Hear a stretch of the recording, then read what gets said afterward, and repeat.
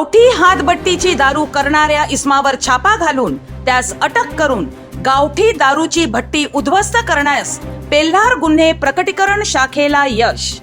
आगामी लोकसभा निवडणूक 2024च्या अनुषंगाने पोलीस ठाणे हद्दीत अवैध धंद्यावर कठोर कारवाई करण्याबाबत माननीय पोलीस आयुक्त यांचे सक्त आदेश झाले आहेत.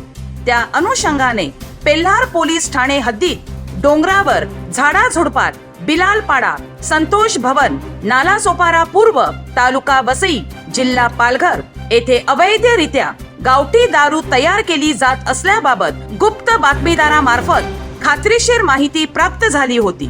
सदर बातमीच्या अनुषंगाने पेल्हार पोलीस ठाण्याचे वरिष्ठ पोलीस निरीक्षक श्री जितेंद्र वनकोटी यांनी स्वतः गुन्हे प्रकटीकरण पथकासह आज दिनांक 28/3/2024 रोजी सकाळी 6 वाजताच्या सुमारास डोंगरावर